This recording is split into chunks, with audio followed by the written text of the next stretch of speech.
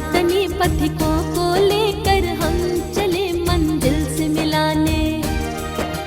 भक्त जहाँ अपने अपने भगवान से मिलते हैं, चैन अमन के संदेश जिस धाम से मिलते हैं। चलो उस धाम पे चलते हैं, चलो उस धाम पे चलते हैं, चलो उस धाम पे चलते हैं, चलो उस धाम पे चलते हैं।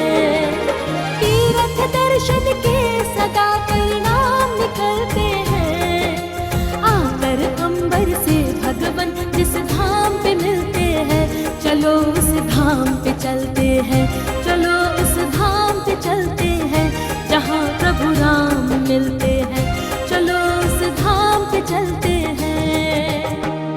मेरी सनातन यात्रा, मेरी सनातन यात्रा।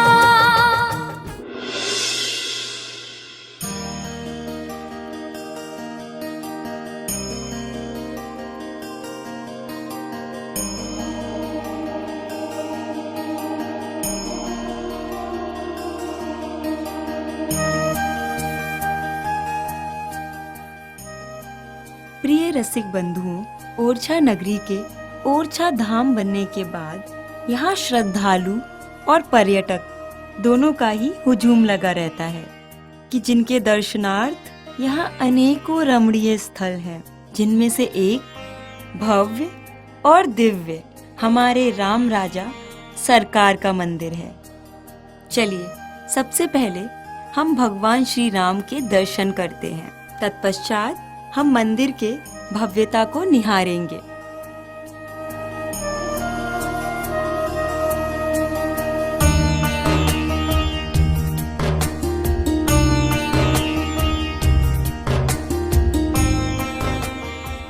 दिव्यता की पराकाष्ठा को स्पर्श करते मनमोहक मंदिरों, प्रलेखित स्मारकों और प्रामाणिक लोक कथाओं की विपुलता से सुसज्जित बुंदेलखंड की ऐतिहासिक राजधानी ओरछा नगरी हमारी सांस्कृतिक और आध्यात्मिक तारामंडल का चमकता सितारा है। पवित्र बेतवा नदी के किनारे महाराजा रुद्र प्रताप सिंह बुंदेला द्वारा स्थापित ये नगर बुंदेला राजवंश के शासकों की संस्कृति का ध्वज बना हुआ है, जिसमें वास्तुकला प्रेम की निशानियों से लेकर शौर्य गाथाओं के अवशेष के साथ साथ धार्मिक संस्कृतियों के उत्थान की स्मृतियों को सहेजने का कार्य किया गया है।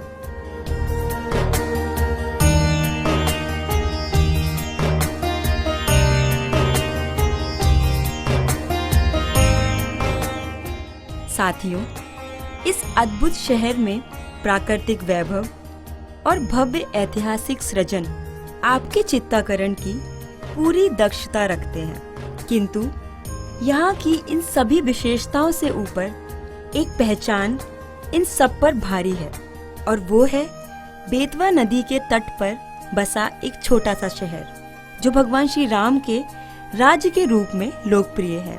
यहाँ एकमात्र ऐसा मंदिर है जहाँ श्री राम भगवान और राजा दोनों के रूपों में पूजे जाते हैं।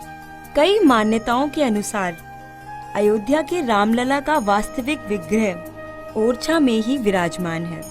यही कारण है कि भले ही ओरछा का महत्व भगवान राम की जन्मभूमि अयोध्या के समान ना हो, लेकिन कम भी नहीं है।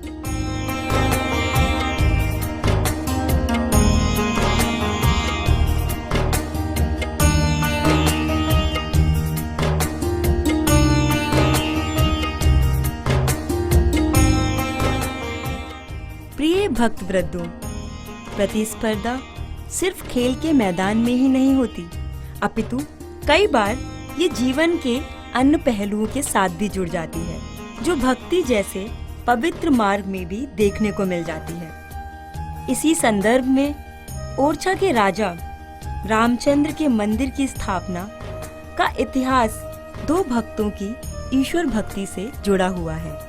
बुंदेलखंड क्षेत्र के तत्कालीन शासक मधुकर शाह महान कृष्ण भक्त थे, लेकिन दूसरी ओर उनकी पत्नी महारानी कुबरी गणेश हमेशा ही श्री राम की भक्ति में लीन रहती थी। दोनों के बीच अपने आराध्य देव को सर्वश्रेष्ठ साबित करने की स्वस्थ परिस्पर्धा चलती रहती थी। एक बार राजा ने महारानी से वृंदावन धाम चलने के लिए कहा, लेकिन महारानी ने प्रस्ताव के विरोध में असमर्थ व्यक्त की और अयोध्या धाम यात्रा की बात की। इस पर राजा ने व्यंग्य करते हुए कहा कि अगर महारानी राम जी की इतनी ही बड़ी भक्त हैं, तो उन्हें अयोध्या से ओरछा लाकर दिखाएं। महारानी ने अपने आराध्य के भरोसे अपने पति की चुनौती स्वीकार कर ली और निकल पड़ी अयोध्या के लिए भगवान श्री राम को अपने साथ लाने।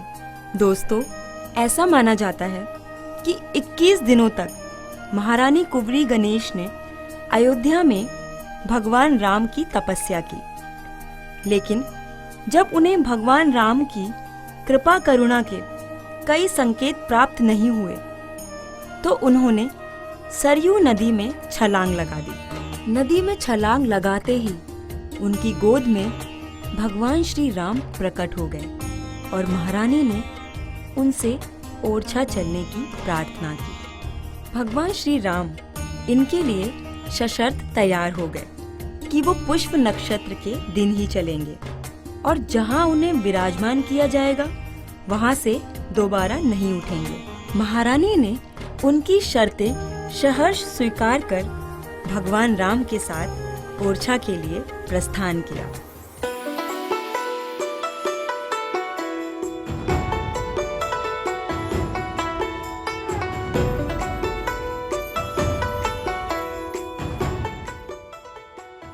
ओरछा के वैभव और ख्याति में भव्य राम राजा मंदिर है। ये मंदिर भक्ति और आस्था का प्रतीक है। 16वीं शताब्दी में निर्मित ये मंदिर विलक्षण एवं अद्वितीय है। भारत का ये एकमात्र मंदिर है जहाँ भगवान राम को राजा के रूप में पूजा जाता है।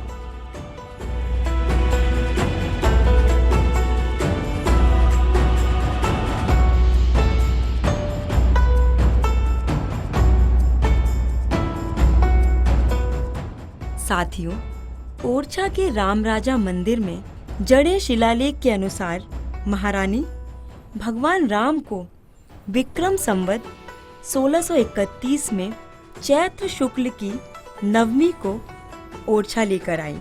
ऐतिहासिक तथ्यों के अनुसार महारानी भगवान राम को अयोध्या से लेकर ओरछा तक पुष्य नक्षत्र में कुल 8 माह 28 दिनों तक पैदल चली। ओरछा पहुंचने पर भगवान श्री राम के लिए विशेष रूप से बनाए जा रहे भव्य चतुर्भुज मंदिर में स्थापित करने की योजना थी, लेकिन चतुर्भुज मंदिर अभी पूरी तरह से तैयार नहीं हुआ था। इसलिए तत्कालिक व्यवस्था के तहत भगवान राम के विग्रह को अस्थायी रूप से रानी महल की रसोई में विराजमान किया गया और भगवान श्री राम अपनी शर्त के अनुसार वहीं स्थापित हो गए। इसके बाद श्री राम जी की प्रतिमा को चतुर्भुज मंदिर के पूर्ण होने पर रसोई से ले जाने का प्रयास किया गया, किंतु शर्त के अनुसार भगवान तो विराजित हो ही चुके थे और फिर अनेक प्रयासों के बाद भी मूर्ति को स्थानांतरित नहीं किया जा सका, जिसके कारण रानी महल को ही मंदिर के रूप में विकसित किया गया। इस पूरे घटनाक्रम को भगवान राम की इच्छा समझते हुए राजा मधुकर शाह और महारानी कुंवरी गणेश ने पूरे राजशाही वैभव के साथ भगवान श्री राम का राज्याभिषेक कर अपनी सत्ता उनके श्री चरणों में समर्पित कर दी। दोस्तों, इसके पीछे इतिहासकारों का ये भी मानना था कि 16वीं सदी में भारत में विदेशी आक्रांताओं का आतंक था और पूरे देश में मंदिर और मूर्तियों को तोड़ा जा रहा था। तब संतों ने जन्मभूमि अयोध्या में विराजमान भगवान श्री राम की प्रतिमा की रक्षा के लिए उनके विग्रह को पावन सरयू नदी में जल समाधि देकर उनको बालू में शयन करा दिया था बाद में यही विग्रह रानी कुंवरी गणेश ओरछा लेकर आई थी। इतिहासकारों के अनुसार ओरछा में भी भगवान श्री राम की मूर्ति को सुरक्षित रखने के लिए ही उसे मंदिर की बजाय महल के रसोई घर में ही स्थापित किया गया था, जहां आज भी ओरछा में राम राजा सरकार महल में अपने दिव्य स्वरूप में विराजित हैं और चतुर्भुज मंदिर में कोई मूर्ति नहीं है।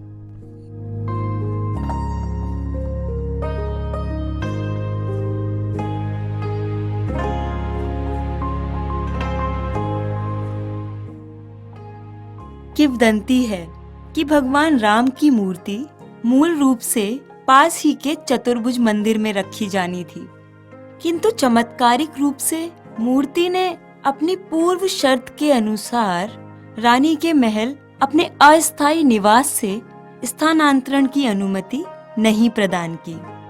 इसलिए राम राजा मंदिर को अपने वर्तमान स्थान पर स्थापित किया गया।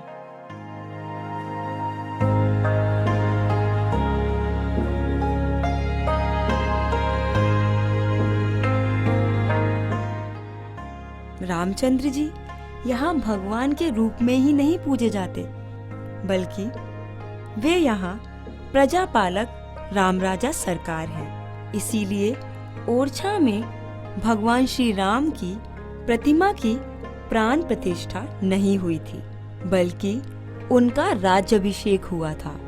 और इस तथ्य की मान्यताएं इस तरह से हैं कि त्रेता में राजा दशरथ श्री राम का राज्याभिषेक करना चाहते थे, पर श्री राम जी के वनवास चले जाने से उनकी ये इच्छा पूरी नहीं हो सकी और प्रभु राम के विरह में ही उन्होंने अपने प्राण त्याग दिए थे। कहते हैं कि कलयुग में ओरछा के राजा मधुकर शाह त्रेता युगीन चक्रवर्ती सम्राट दशरथ जी और महारानी कुंवरी गणेश माँ कौशल्या का अवतार थे। इसीलिए राजा मधुकर शाह ने राजा दशरथ के रूप में शेष रही अपनी अभिलाषा को पूर्ण करने के लिए श्री राम को अपनी सत्ता सौंपकर उनका राज तिलक किया।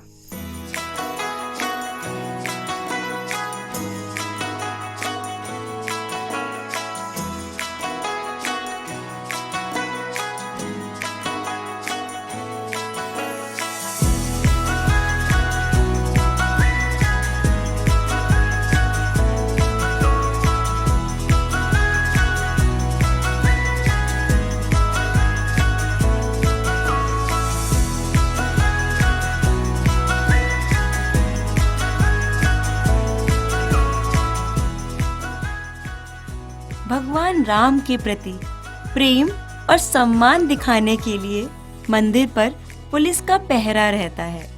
इस विशाल संरचना में भगवान श्री राम के साथ माता सीता और शेषा अवतार लक्ष्मण भी विराजमान हैं। आप माता अम्बा, दुर्गा और महावीर से भी आशीर्वाद ले सकते हैं। विशेष त्योहारों पर मंदिर की साजो सज्जा देखते ही बनती है।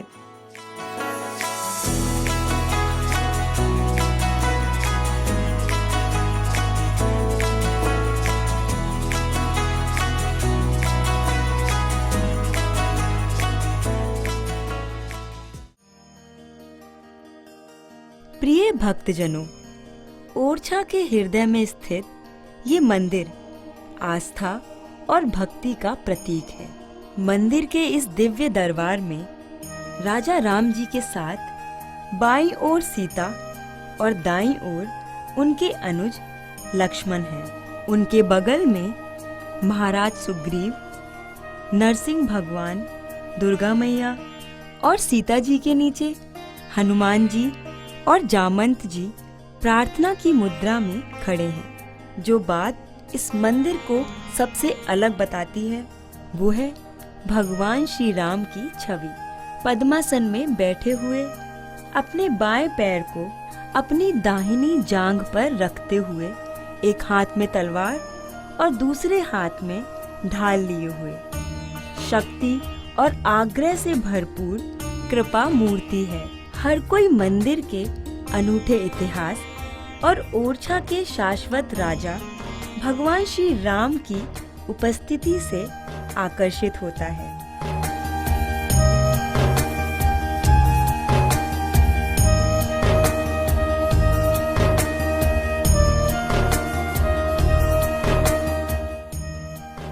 दोस्तों, अयोध्या और ओरछा का गहरा नाता है। जहां अयोध्या में रामलला की बाल लीलाओं की जीवंत स्मृतियां हैं, तो वहीं ओरछा में राजा राम यहाँ के जनजीवन की सांसों में धड़कते हैं। उल्लेखनीय है कि ओरछा देश में एकमात्र ऐसी जगह है जहाँ भक्त और भगवान के बीच राजा और प्रजा का संबंध है।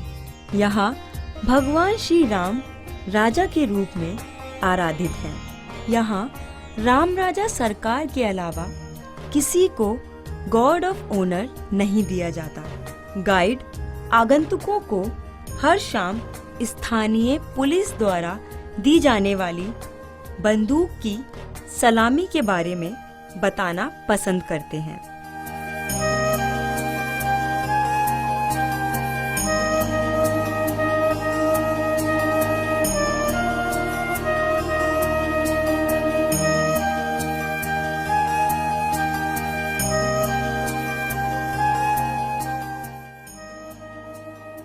साथियों, हम जानते हैं कि ओरछा राम राजा सरकार द्वारा आशीर्वादित एक दिव्य स्थान है। यहाँ भगवान राम की करुणामयी मूर्ति अंतःकरण को विश्राम देने वाली है। मुझे विश्वास है कि ओरछा का दिव्य और भव्य राम राजा मंदिर आपकी इंद्रियों को मोहित करेगा।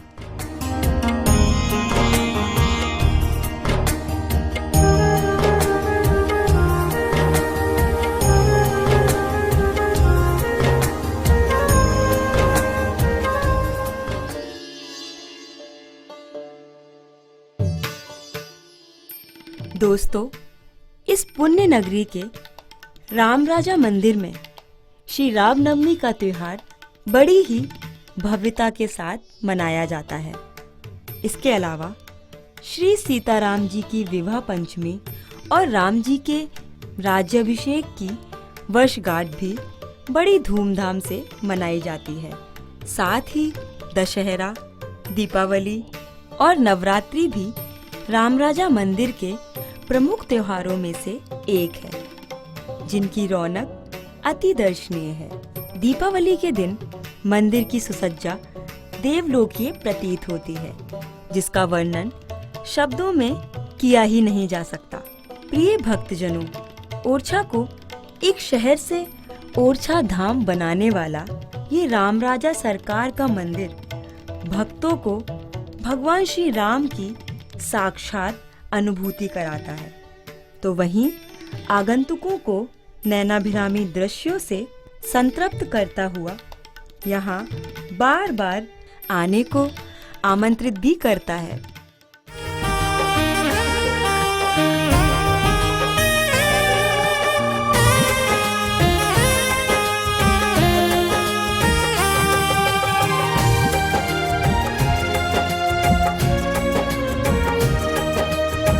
वसुधा के कण कण में अनमोल खजाने हैं, खोज लेन रत्नों को जो भाग जगाने हैं। हरे हर की लीला कथा के जो ये ठिकाने हैं, धर्म ध्वजा के प्रहरी ये सब सुहाने हैं।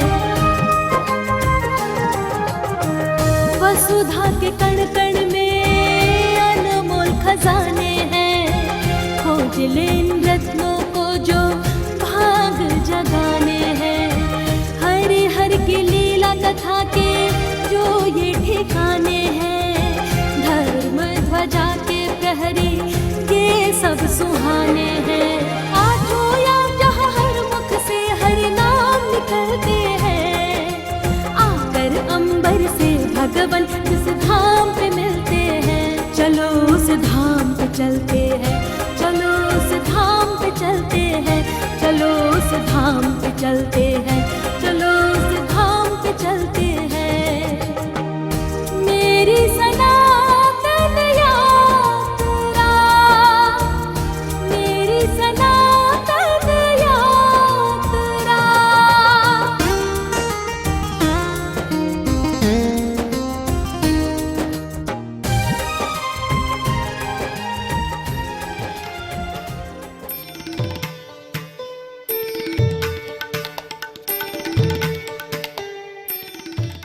मंदिर की अनूठी वास्तुकला, ऊंचे शिखर, जटिल नक्काशीदार खंभे और जीवन भित्तीय चित्रों के साथ मंदिर का शांत भक्तिमय परिवेश भक्तों को सम्मोहित करता है।